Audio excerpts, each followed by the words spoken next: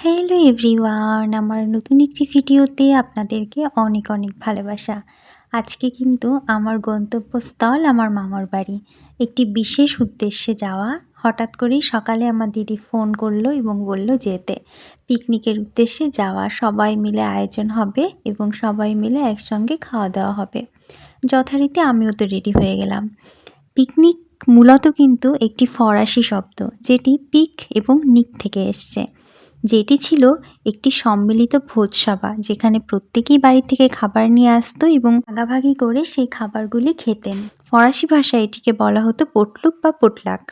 18 শতাব্দীতে লন্ডনে picnic society গঠিত হয় এবং এটি ছিল বাড়ির অভ্যন্তরের অনুষ্ঠান, অর্থাৎ অভিজাত শ্রেণীর মানুষেরা বাড়ির ভিতরেই আমোদ প্রমোদের জন্য খাবার ভাগ করে খেতেন। এরপর তো ফরাসি বিপ্লব আসে এবং রেস্তোরাঁর প্রচলন শুরু হয়।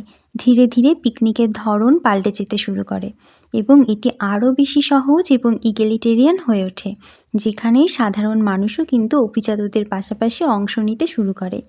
19 শতাব্দী অর্থাৎ ভিক্টোরিয়ান যুগে ভিক্টোরিয়ানরা কিন্তু পিকনিককে প্রকৃতির সঙ্গে একটি মেলবন্ধন ঘটায়, যেখানে কিনা সামাজিক বিধি নিষেধ সমস্ত কিছু থেকে মুক্তির জন্য পিকনিকের আয়োজন করা হয় মূলত প্রাকৃতিক পরিবেশে, অর্থাৎ প্রকৃতিকে সঙ্গে নিয়ে শুরু হয় পিকনিকের এক অন্যতম সূচনা, যেখানে শিল্পের ছোঁয়াও কিন্তু প্রতিফলিত হয়েছে।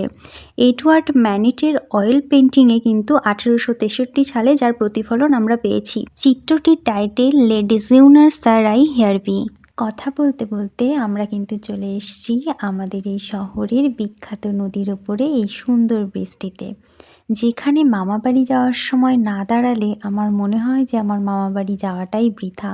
এখানে দাঁড়িয়ে এই কাকুর কাছ থেকে কিন্তু আখের রস আমাকে খেতেই হবে। দেখতে দেখতে পৌঁছে গেলাম মামাবাড়ি। গিয়ে দেখি দিদি বসে বসে দুধ চাল দিচ্ছে, আর ওই যে রাস্তায় কদবেল মাখাটা আমরা নিয়ে এসেছিলাম, সেটাই কিন্তু সবাই মিলে একসঙ্গে বসে আনন্দ করে খাচ্ছি। যাই হোক, তো এবার তো আমরা এতক্ষণ জানলাম ওয়েস্টার্ন বা বিদেশিদের পিকনিকের কথা। এখন জানা যাক আমাদের দেশ অর্থাৎ ভারতবর্ষে কবে পিকনিক শুরু হয়েছিল। জানেন তো, এটি না এখনকার নয়, বহু প্রাচীনকাল আগের থেকেই ভারতে পিকনিক শুরু হয়েছিল, যেটিকে অনেকে বনভোজনও বলতো। মহাভারতের সময়কার কৃষ্ণ, বলরাম এবং পাণ্ডবদের আখ্যানেও পাওয়া যায় এই পিকনিকের কথা।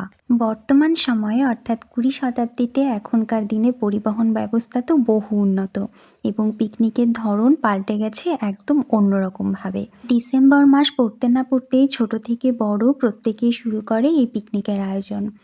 বড় বড় গাড়িতে করে কেউ চলে যায় সমুদ্র সৈকতে বা লেকের ধারে, আবার অনেক সময় নদীর ধারের ফাঁকা জায়গাতেও কিন্তু আয়োজন হয় এই পিকনিকের। অনেকে তো আবার পাহাড়েও যান। তো যাই হোক, মানুষের আমোদ প্রমোদেরই একটি বিশেষ পরিধি জুড়ে রয়েছে পিকনিক এবং ধীরে ধীরে সেই প্রাচীনকাল থেকে বর্তমান সময়ে পিকনিকের ধরন পাল্টে গেছে। মানুষের চিন্তাভাবনা, বর্তমান প্রযুক্তি এবং মানুষের আমোদ প্রমোদের সঙ্গী হয়েছে পিকনিক।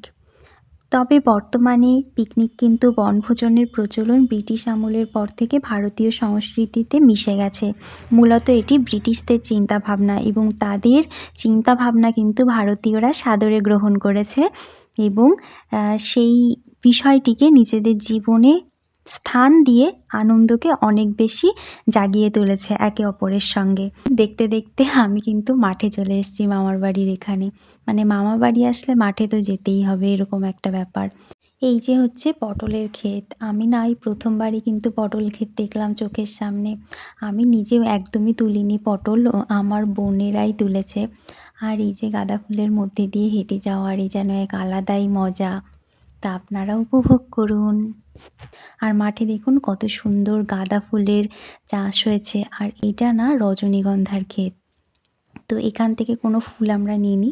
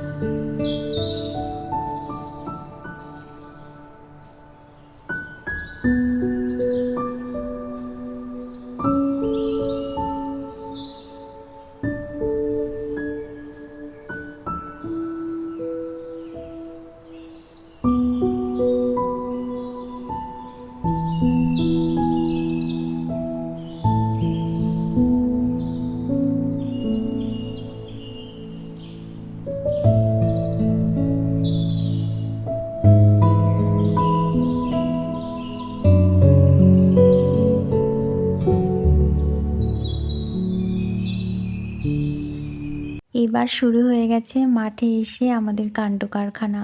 আমি কিন্তু একদমই তুলিনি, কোনো গাছেই আমি হাত দিইনি। যা করেছে এরা করেছে, সব দোষ এদের। প্রথমে কিন্তু লঙ্কা তুলে নিল দুজনে মিলে, লঙ্কা তুলে আবার পকেটেও ঢোকাচ্ছে।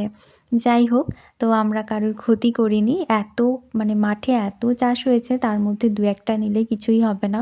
অনেক সময় তো চাষিরা এই দু একটা জিনিস ফেলে দিয়েই চলে যায়, তো সেক্ষেত্রে কোনো অন্যায় নেই। এবার হচ্ছে গিয়ে চেষ্টা চলছে বেগুন চুরি করার। তো বেগুন ফটাফট করে আমার চোখের নিমেষেই কীভাবে এরা বেগুন তুলে নিল আমি টেরই পেলাম না। তারপর আমি ভাবছি, এ বাবা এত তুলে ফেললো! তো যাই হোক, এবার প্লাস্টিকে ভরা হচ্ছে। এরপর কিন্তু তুলতে হবে কুঁদরি। তো কারা কারা এটাকে চেনেন জানাবেন। তো আমি কিন্তু কুঁদরিই বলি, আর এটা কিন্তু ভেজে খেতে অনেক বেশি ভালো লাগে।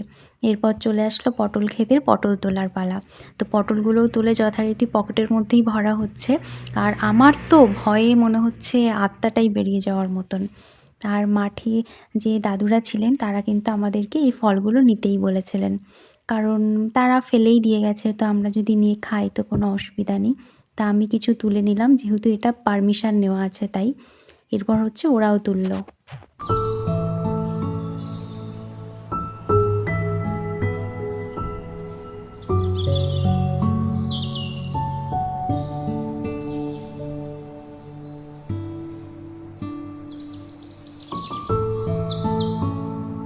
দেখতে দেখতে আমরা কিন্তু বাড়ি চলে এসেছি। আর বাড়ি এসে আমি মাকে বলছি, তাড়াতাড়ি ঘরে আসো, দেখো আমরা কী কী নিয়ে এসেছি। তো মা সেগুলো দেখে আবার প্লাস্টিকের মধ্যে ভরে নিল।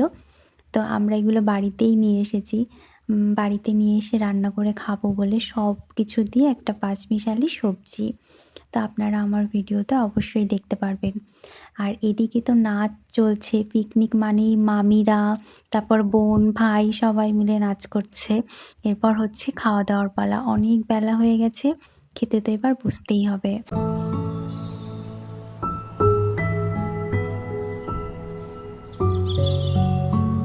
প্রথমেই পাতে চলে আসলো গরম গরম ভাত, আর ভাতের সঙ্গে সুন্দর ডাল। ডালের মধ্যে গাজরও ছিল, সাথে রয়েছে বেগুন ভাজা। একদম জমে গেছে। আর পিকনিকে সবাই মিলে একসঙ্গেই যে খাওয়ার না মজাটাই আলাদা। সেটা যদি সিদ্ধ ভাতও হয় তাও যেন তার স্বাদ বেড়ে যায় বহুগুণ।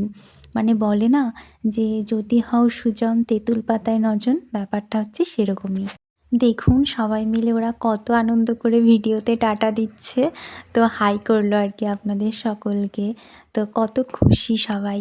এরপর হচ্ছে মেনুতে রয়েছে আমাদের আকর্ষণ, যার দিকে সবাই তাকিয়ে রয়েছে, একদম চিকেন কষা। আর মাংসটা না অনেক সুন্দর রান্না হয়েছিল। আমি বহু বছর এরকম মাংস রান্না খাই না। খেতে ছিল জাস্ট অসাধারণ, আমার মামি রান্না করেছিল। এরপর কিছুটা সময় খেয়ে দিয়ে বিশ্রাম নিয়ে আমরা চলে আসলাম মামার বাড়িরই এখানে মাঠের কাছে একটা চপের দোকানে। ওখান থেকে চপ কিনে বাড়ির উদ্দেশ্যে আমি আর মা রওনা দিলাম। আজ তবে আসি, দেখা হবে নতুন কোনো ভিডিওতে। টাটা।